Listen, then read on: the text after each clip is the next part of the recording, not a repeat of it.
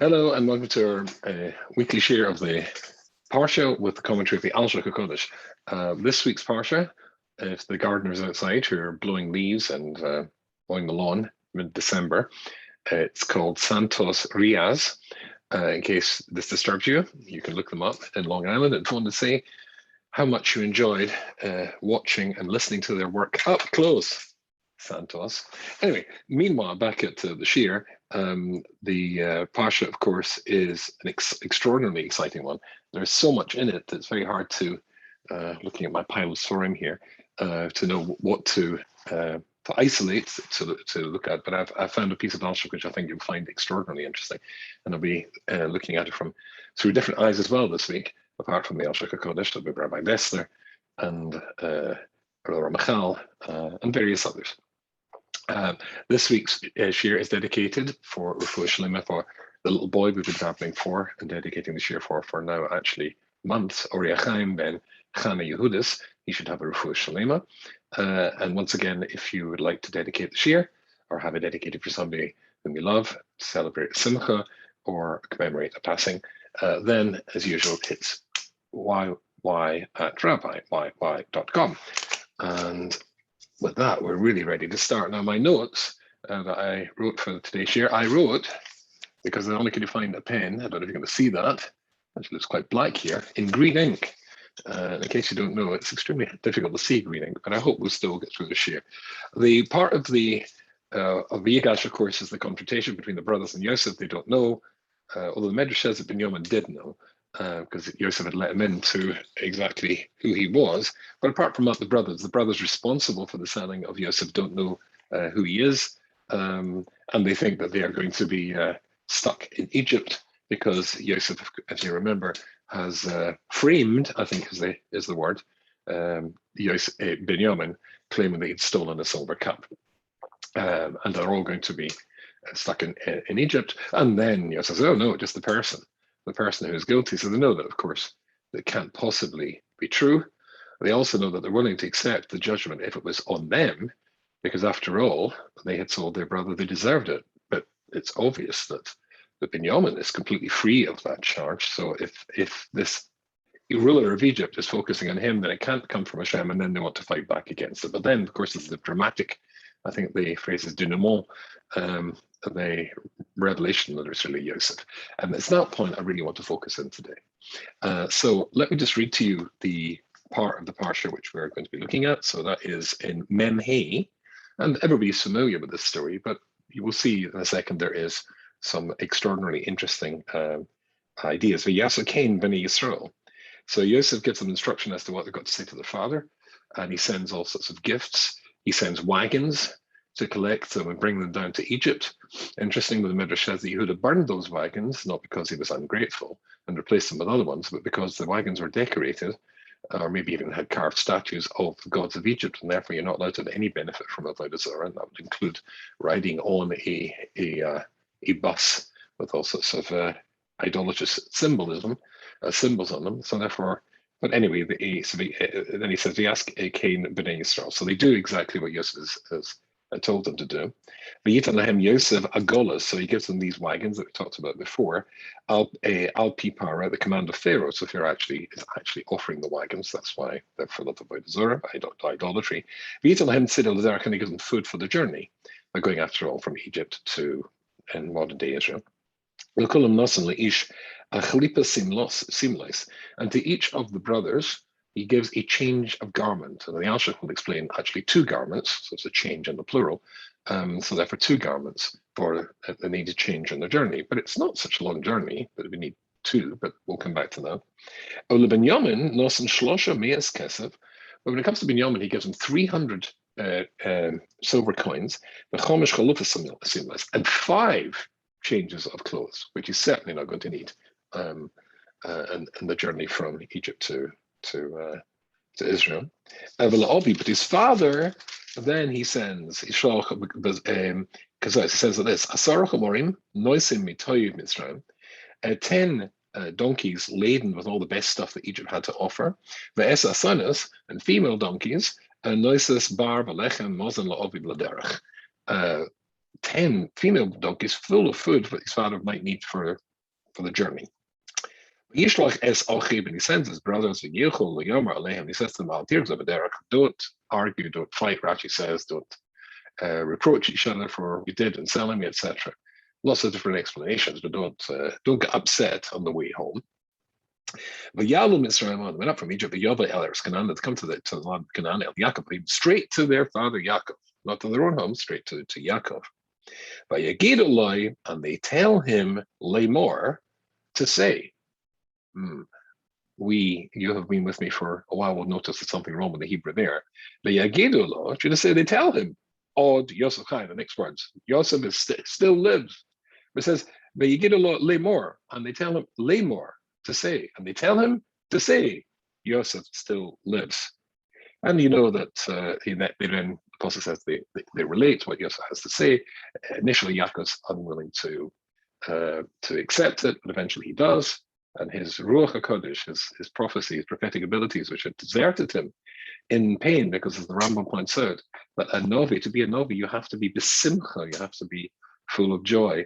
And the loss of the son had purged that joy and happiness from his life, and therefore, consequently, he lost prophecy too. That's the part of the story, the part of the parsha which we're going to be focusing in now. We're going to see some very, very interesting things.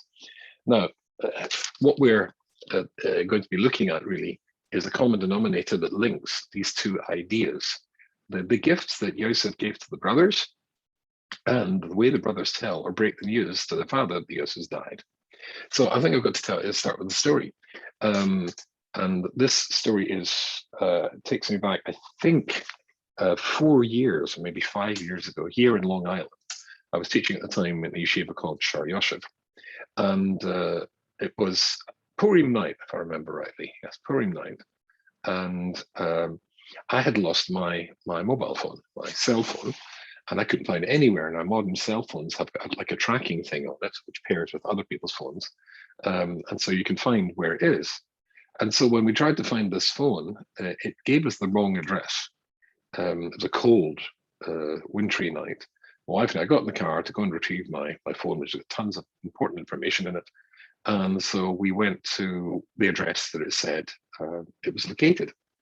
And where it was located was a house in a place called Lawrence. And there was a Purim party going on in the house. My wife and I stood outside and we rang the doorbell. The door had glass panels in it, frosted glass panels. And we rang the doorbell, and somebody walked towards the door and then walked away. Very strange. We waited a few minutes and we rang the doorbell again. And somebody came to the window. We could see all the people at the party. In fact, they could see us. It was a bay window, and they looked at us, and nobody came to the door. So we rang again. And this went on until suddenly it struck me with a horrible certainty.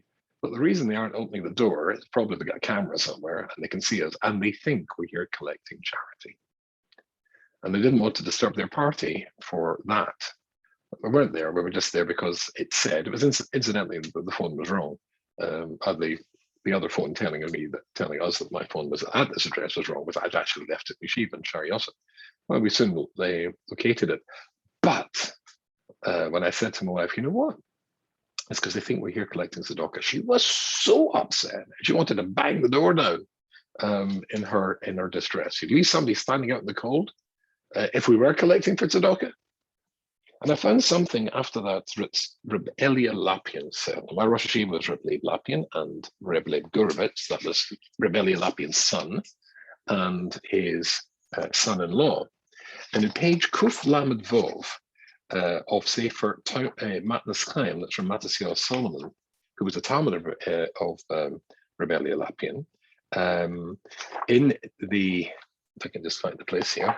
Strangely, I did not mark this. Little lie. I think it's Kuf Lamed Vov. It is Kuf Lamed Vov. Aha. Easy to remember, actually. Clue. Kuf Lamed Vov. That would give me a clue where to look. Ha ha ha. But Ramatasel was a Talmud of Reb Elia Lapin. Reb Elia Lapin is one of the premier Talmud, of course, of Kelm, the famous yeshiva of Kelm.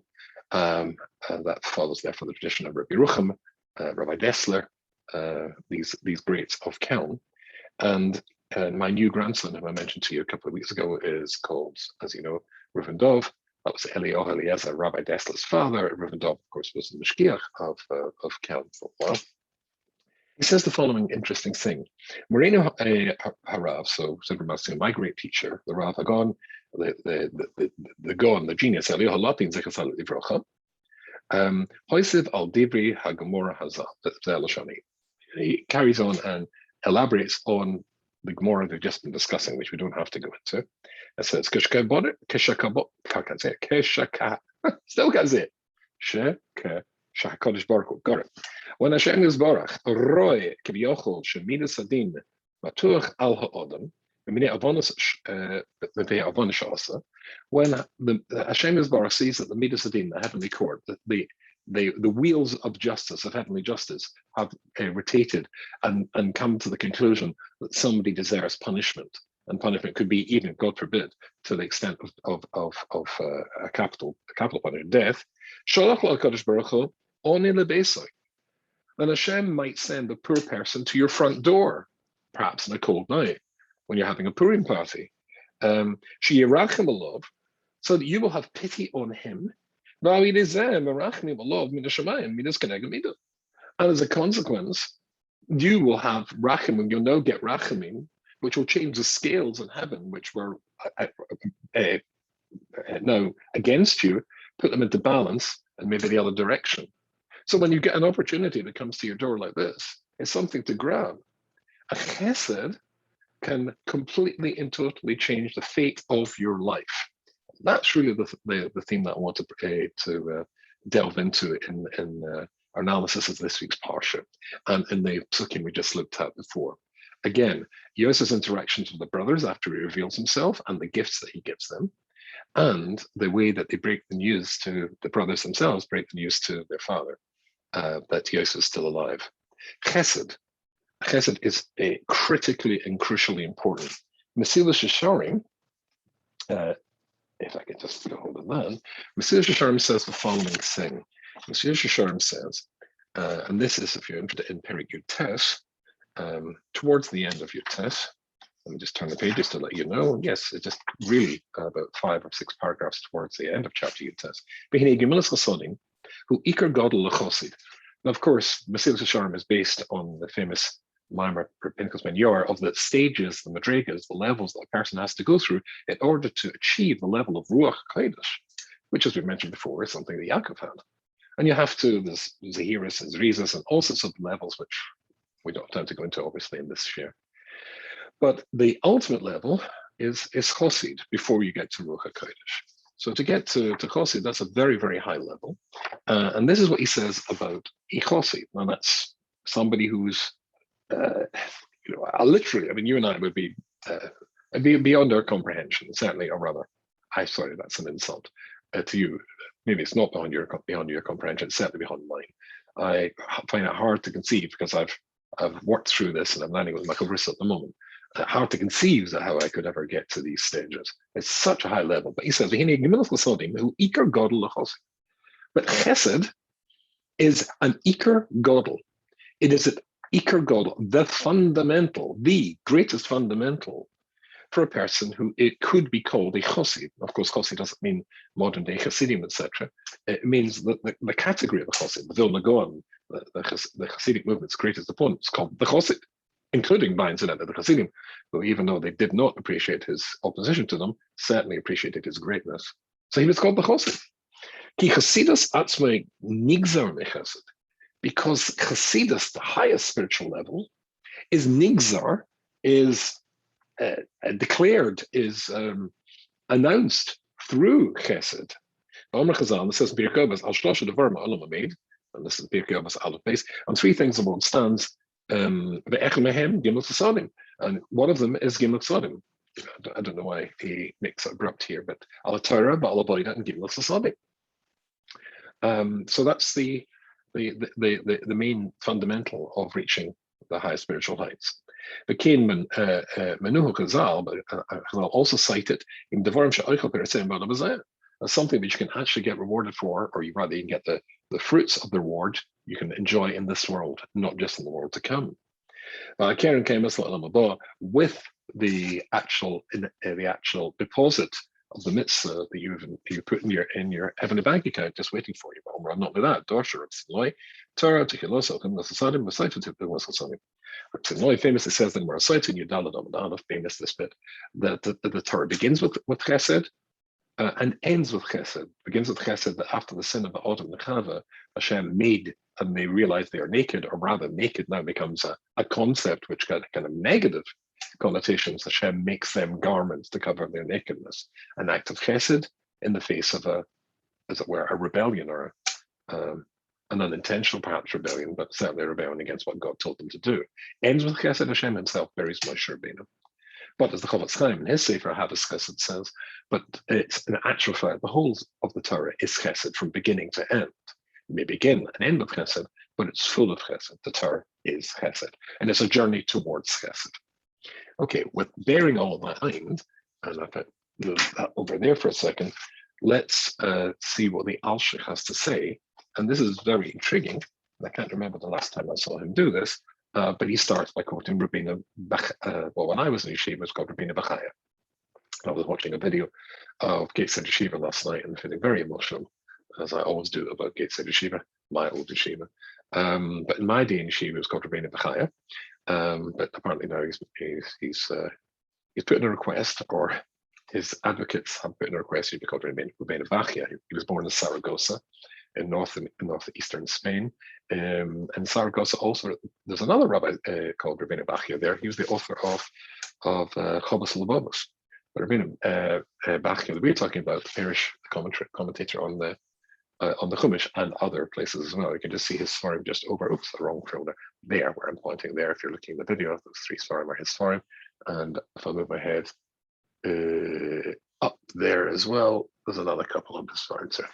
And I still never figured out why Zoom has these, which I record this on, sees a mirror image of everything, but never mind. Okay, finally, to get back to this, Rabbeinu Bachaya, or Rabbeinu Bachia, I'll be old-fashioned Rabbeinu Bachia, he calls Rabbeinu Bachaya.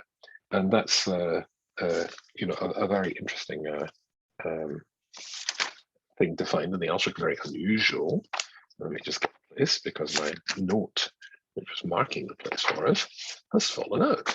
Oh, here it is. Okay, here we go. So he says the following thing: Kosev Harav. Yeah, I think Harav Bachaya. So he was just Harav Bachaya in the Alshich's time, not too long after he lived. Centuries, of course, but still not too long in Jewish terms. Al shemochro Yosef, v'hoya ha'achim chayvim b'mechirosei eser pa'amim shlosha shekomin, shem domi eved him shlosha mies. So he's quoting here Rabbeinu Bachia, and I think it would probably be useful if I look around and find out where I put it to actually see it inside.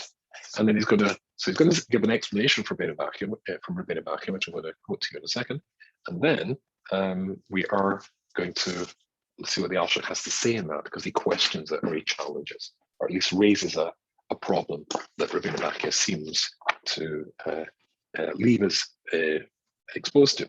So here's the Rabbeinu Bachia. It's the Moshe Rav Kook Rabbeinu Bachia, which is excellent, and he says the following thing: so everybody gets clothes. The brothers who sold him, they get 2 sets of clothes.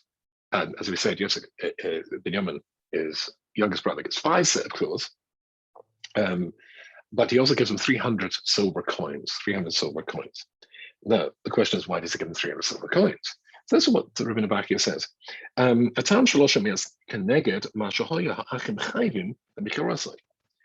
The 300 shekels that he gives to Binyamin, that parallels the money that the brothers needed to pay him, should have paid him, for the selling of him as a slave. So listen what he says: because that's 10 times, there's 10 brothers who sold Yosef, then if it's 10 times, that 10 times, or multiplied by 10, the 30 silver coins that you have to pay if you sell a slave. Now, I hate this word slave. 3 times, if I remember rightly, Manchester University invited me to do a PhD, or rather the Jewish Studies department. Why don't I do a PhD? Never had time, never got around to doing it. I was busy with other things. However, if I never know, but if I ever get around to doing a PhD, then the topic I would choose is the concept of avdus, of slavery in Egypt, because in Egypt, slavery in the Torah, because there is no concept of avdus if you translate it as slavery in the Torah. The concept of taking somebody into your home is a concept of creating or helping a person to reach spiritual potential. Without going too far off at a tangent, but my late wife and I once fostered a little boy who came from a home with both parents were schizophrenic. It was very, very difficult. And he stayed with us for a year. It was very difficult. Our purpose in bringing him there wasn't doing anything for us, it was to help him. That's really the concept of an Eved. But leaving that aside, when you have, and this is talking a non-Jewish Eved, and we've usually taken in battle, by the way. So what you're going to do with this fellow, he's got the opportunity to join a Jewish household, and instead of worshipping the idolatry that you've been brought up with, including the sacrificing perhaps of your firstborn son to the gods, which was a feature of some of the idolatries of those times, he can now come face to face with Hashem and change his life around. What if you're a Jew who owns such a person and you sell him to a non-Jewish family, to an idolatrous family? Then at that point, there is a punishment. The value of an Eved, because everybody, including a free Jew, has got a financial value, and that financial value is calculated how much he would gain if he was sold. A man more than a woman, because a man's physically stronger in those days. Physical exertion and work is going to be prized. It's not programming computers. Of course, men and women could do equally well, but physical exertion in your average man is stronger than your average woman. Value of a woman, etc., etc. Value of Eved is 30 silver coins.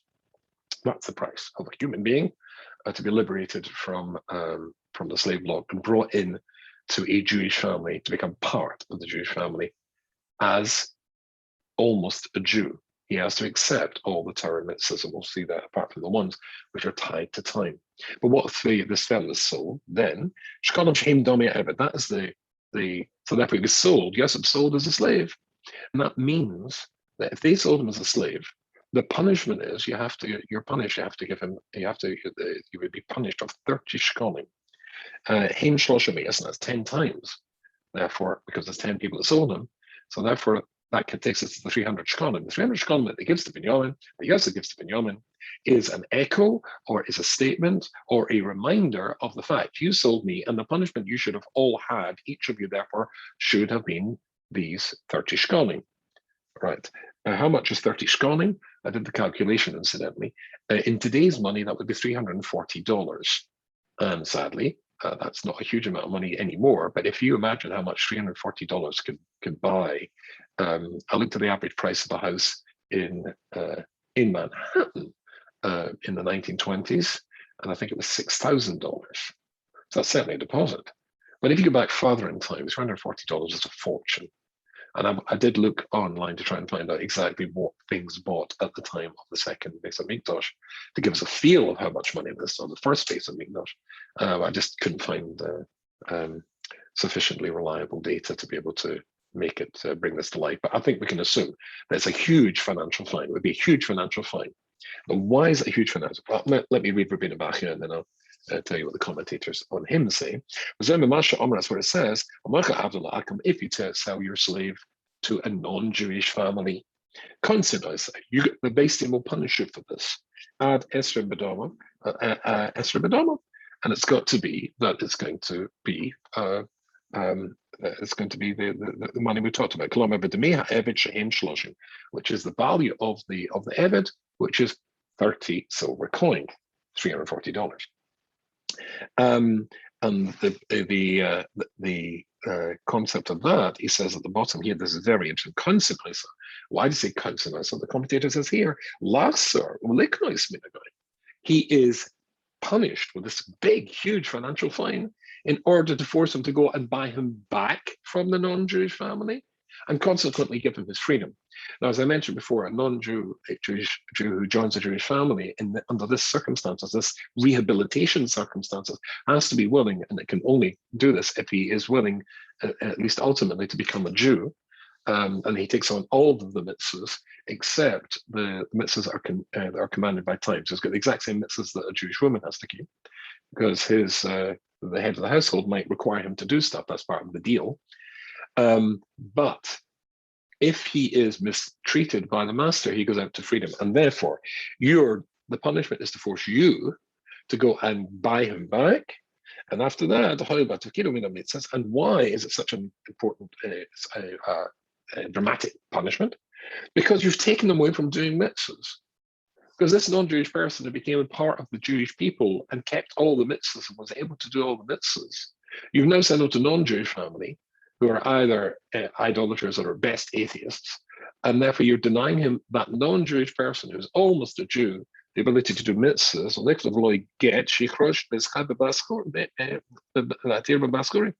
And this is quoting the Rambam, and as a consequence, as a consequence, he will go out to freedom, because when you mistreat him, then he has to go out to freedom, and that automatically moves him up from being an Eved Kanani, this non-Jewish person who's a part of a Jewish household, an indentured servant, to being a fully free and fully qualified, I suppose might be the word, a Jew. So you have to go to the other extreme. Now, so therefore, what's the shloshim, the 300 shekels that he gives to Binyamin? The 300 shekels he gives to Binyamin. That is to demonstrate that you sold me, you 10 brothers, and the punishment each of you should be 30, because you sold me, and therefore that's 300 shekels. And I give that to Binyamin. Now, I think you can probably guess, said he dropping his glasses, I think you can probably guess what the Alshich is going to say about that. It's pretty obvious, because that doesn't quite make sense. I'll pick up my glasses. You never know when you need your glasses. And he says the following thing. You're talking yes, if that's because I missed the question, the kasha, says the Alshich, but that doesn't make any sense. It should have been the brothers who gave the 300 shekels to Yosef, who was the person he sold. Not that Yosef gives the 300 shekels to represent the money that the brothers who did the selling, as opposed to Binyamin, that they owe him. V'lo Yosef leBinyamin. So why is it Yosef leBinyamin? I pause. Did you get that question? Maybe I didn't make it clear. Again, if the brothers sold Yosef, they each incur a penalty of 30 silver coins. So as we said, that was a so that would be, now multiplied by 10, it's really a lot of money, even in today's money. Instead of them having to give it to Yosef, which makes sense, Yosef gives it to Binyamin. Why does he give it to Binyamin? He wasn't any part of it. So this is what he says, and I think this is brilliant, because we're talking about Chesed here. Yosef is not asking them to give it to him. He's giving to Binyamin, who's free. And listen to what the Alshich says. You're talking Kilafisha Sir Yosef es Binyamin. This is brilliant. But since Yosef distressed Binyamin by framing him with the silver goblet that he put in his amongst his possessions to claim that he had stolen it, then that means that he would have been made an Eved. Binyamin would have been made an Eved. And if he would have been made an Eved, and this is Yosef's responsible for making him think that he's going to be made an Eved, then if he had been made an Eved, getting him back, the punishment for Yosef would have been 30 shkolim. But in actual fact, of course, he never actually did that. But listen to what he says. He's talking, Yosef has been Binyamin Gitzar afterwards, since he merely frightened or suggested or made it look as though Binyamin was going to become an Eved. Because he said clearly the person who actually has the cup, the goblet in his hand, that's the person who's going to be an Eved. And since Binyamin doesn't know at this stage it's his brother, and thinks that this non-Jewish person is going to take him, so therefore he gives him back the 30 shkolim, but he gives it back 10 times. Why 10 times? It's to point out that, and I think this is so important. First of all, the fear of something can be worse than the thing itself. I certainly mentioned that in my share before, but my late wife Shalom and I were at the cancer hospital when she was waiting for the results of her blood tests, even though the results might have been bad. But frankly, it was better hearing and getting the news than being worried about getting the news. Worry can be worse than the actual thing itself. So so Yosef engineered that Binyamin was worried about uh, that he was going to be made into a slave. And Yosef was responsible for that worry. Now, even though halachically he doesn't have to give anything, but despite the fact, he still feels it's appropriate for him to give it as his apology to his brother for scaring him, because had I made you into a slave, the punishment for me would have been that I had to pay 30 shkalim. But he makes it 300 because it's a hint to the brothers as well, a hint to what they did. If I'm giving you the 30 and more than the 30 for just frightening you from that you might become an Eved, how much more should they be giving it to me? But he doesn't impose it on them. He doesn't demand it of them. And I want to read you something which is absolutely beautiful from this sefer here. And that's a picture of the author. It's called Ritzi Hirsch-Ferber. He was the first Manchester Rosh Hashiva. The world knows the Rosh Hashiva of Manchester as the Rav Siegel's. But in actual fact, the first Manchester Rosh Hashiva was this rabbi here. He was a great genius from Lithuania. And this is what he has to say. I think it's incredibly, incredibly interesting. And he quotes the Briskerov, and he says, so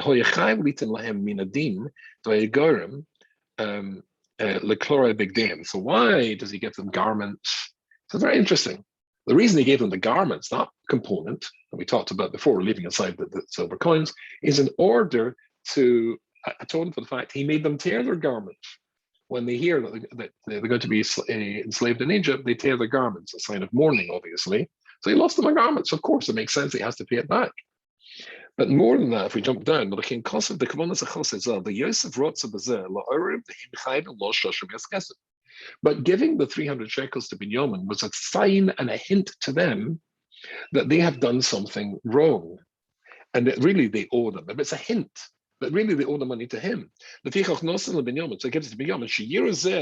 so that they will see this, and they will understand and what he's trying to achieve here. And that embarrassment or that confrontation with their mistake will distress them. And consequently, that distress will be something which will, that distress will replace the punishment that they should get from heaven. Because they certainly deserve what they did to him, a punishment from heaven, from Amina Shamayim. But the chesed, as we saw by the beginning of the story from Rebelli Alapian, sometimes Hashem sends a chesed, and the chesed can change the scales in heaven so that din doesn't have to happen. If, as it were, the feeling of the pain, as was the actual pain, as we said before, anticipation can be worse than reality, then maybe that will evoke in them the regret that the punishment would have done, and obviate, therefore, the need of the punishment. I think it's a brilliant, brilliant answer. Quotes here from, even though he's a Litvak, from the famous Reb Zusha, who the world recognizes was a great, great tzaddik, famous Hasidic leader at the time of the Vilna Gaon. It's the same story about Reb Zusha. The Reb Zusha once came to a Jew who was doing all sorts of bad stuff. And he started to do this. To hit himself on the chest and the heart with his fist. And with a broken heart. And just in front of this fella, he started to do, woe to you, Zusha. He's talking to himself so the guy can hear him. Oh, that you've done avadata, avera, plaintiff, you did this avera. And another avera, and you deserve to suffer from this. And when he said this, he's watching the great tzaddik regretting and pointing out what he had done wrong. That echoed, or that rang a bell in his mind, because he's done the exact same thing. In fact, I'm sure, obviously, at a very real level, as opposed to a much more relative level of Reb Zusha. And that caused him to actually change the direction of his life. It was a clever tactic. And that's what Yosef is trying to do now. So Yosef, in giving the 300 shekalim to Binyamin, is a sign to the brothers that will remind them that what really they owe him. And he's even going way, way beyond the letter of the law because he doesn't have to do this. It's not halakhically required, whereas in their case, it would be halakhically required in order to evoke a change in them so that the chesed will change the direction of the scales in heaven. Beautiful idea. Yes. Any more to tell you from the Alshich? Okay, I think that's all we have to look at in the Alshich here. Should have been something else I did want, but I can't see it. No, can't see it. Oh, yeah. And also, and the Alshich says, and this is also incredibly important with the chesed idea of Yosef, and the fact that he sent a clothes apart from those two clothes. So we already saw from the brisker of one because he caused, now why two? And the answer is two sets of clothes. One because he caused them to tear their clothes. What's the other one for? When he gives them changes of the clothes, Shehein bein kulam esrim keneged esrim kesed shalach b'macha oisa layis ki mochel beheshiv toiva takas ra. That is to say that in each of these cases, he's showing them that I'm replacing bad with something good. You did something bad, now I want to do something good instead.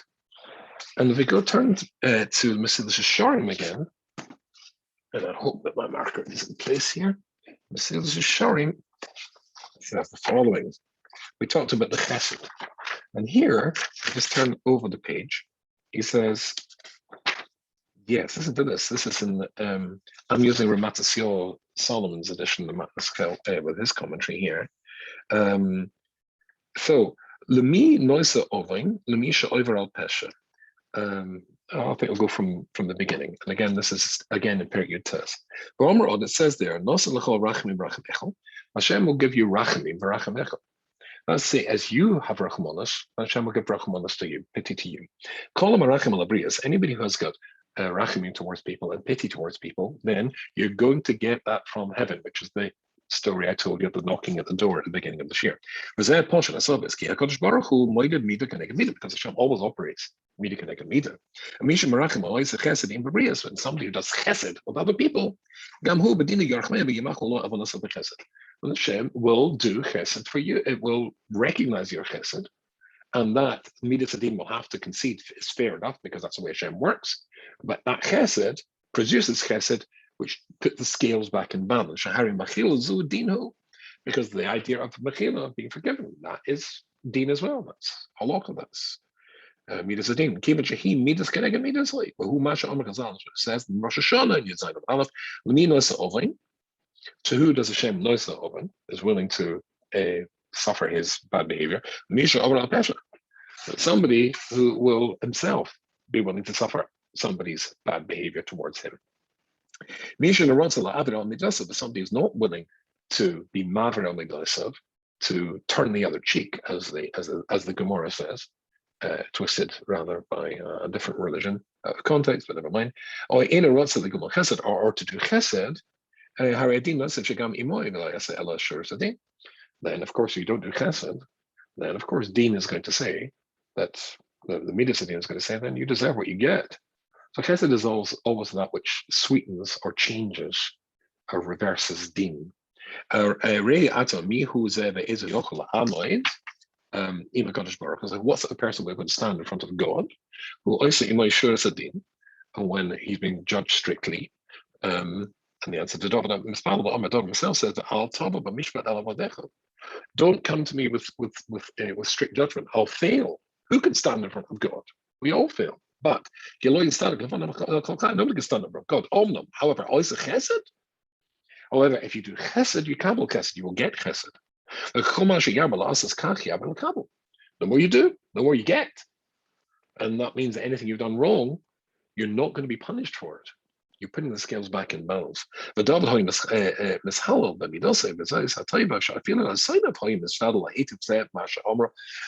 Melech went to exemplify this because he used to daven even for his enemies, to be concerned for his enemies. And as a consequence, that meant that he was let off the punishment that the Mitzvah might have had in mind for him. I mean,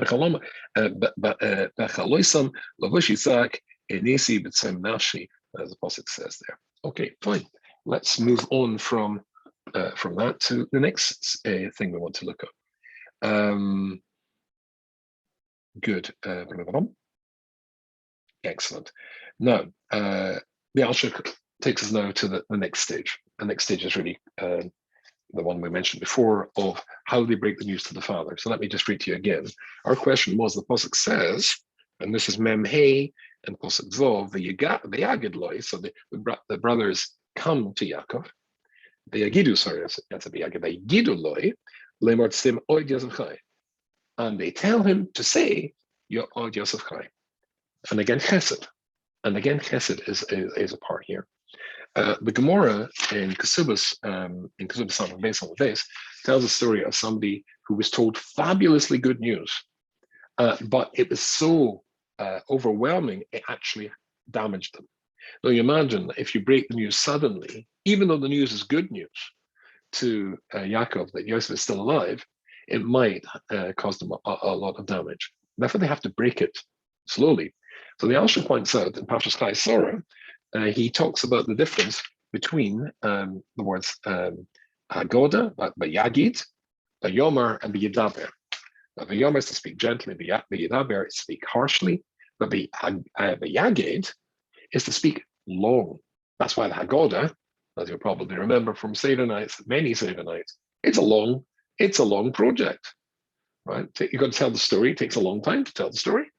Because I often, almost always, always really, go away to speak over Pesach, and we often do communal Sederim for people who don't have anybody to make a Seder for them.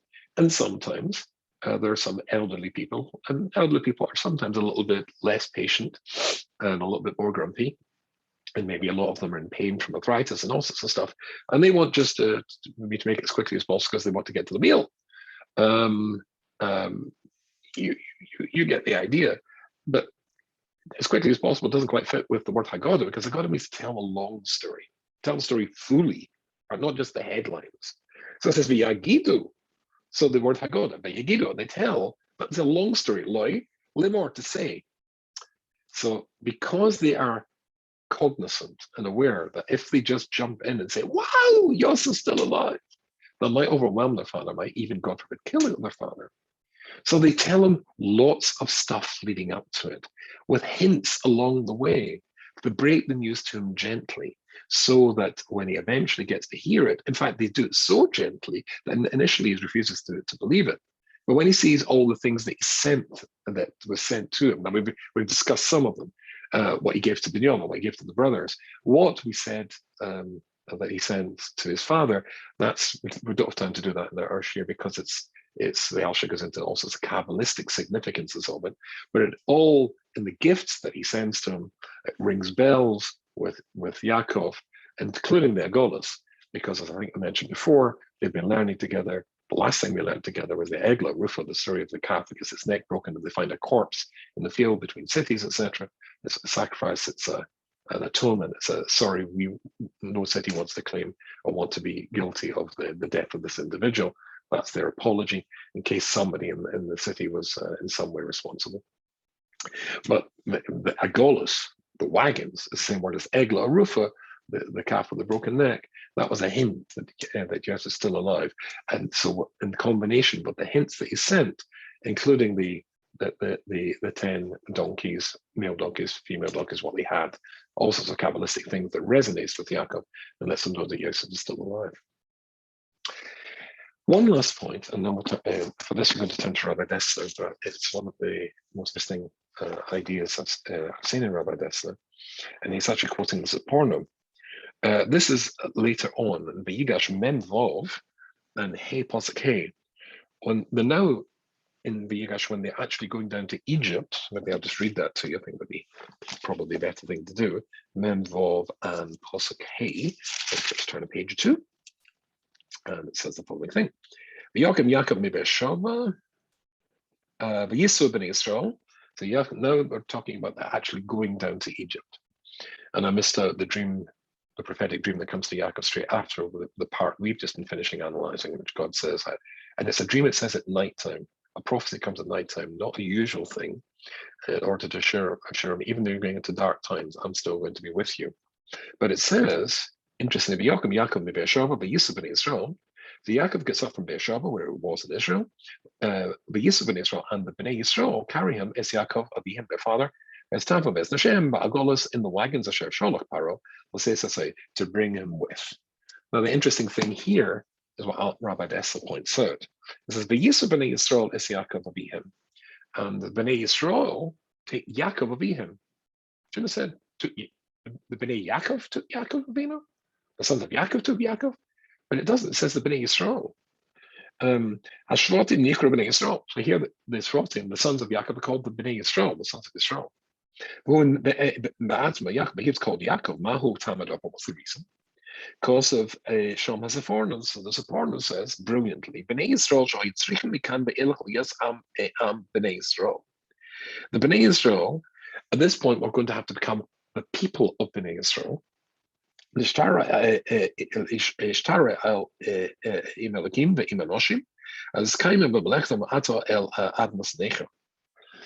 they would have to be on the level to be able to deal at the strictest, highest level, the level where Yaakov's higher spiritual level is defined and called Yisrael, not Yaakov. They would have to reach that level. As Rabbi Dessler goes on to say, that all the time that Yosef was busy preparing Egypt and changing Egyptian society, as we talked about last week in the Shir, to lessen its intensity and its ability to destroy the Jewish people. And even then, remember, he only managed, we only managed to get out there by the skin of our teeth. So any lessening of his, or any known success would have meant we would have been finished. In the same way as he was preparing Egypt to diminish its corrosive effects on the Jewish people, Yaakov was busy preparing the Jewish people for Egypt.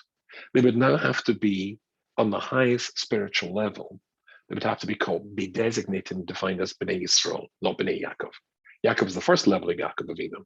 But the highest level, which we started out in the Shir by saying, the level of Chesed, then that is got to be the level of Chesed. As Mr. Hashem says, the Iker is Chesed. If you get Chesed right, everything will flow from that.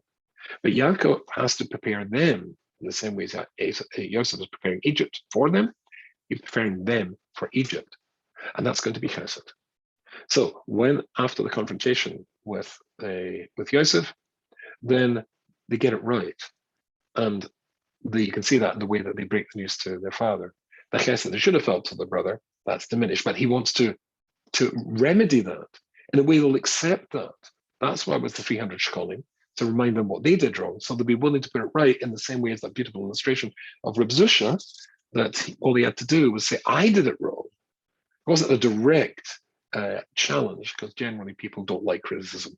But if it's a hint, like Reb Zusha, oh, I did this and this, the fellow got the message and he put it right as well. The brothers are now getting over the mistake, which Mechir Siasa certainly was, and now are ready, or get themselves ready to come to Egypt. And then the long story of that horrible exile, which is the prototype of all exiles, of the subsequent exiles, will begin. And we'll see that in next week's Sedra. And of course, as we move into Shabbos, I wish you all a wonderful Shabbos. I look forward to you joining me next week when we look at what the Alshich has to say in the last Pasha of the book of Bereshit.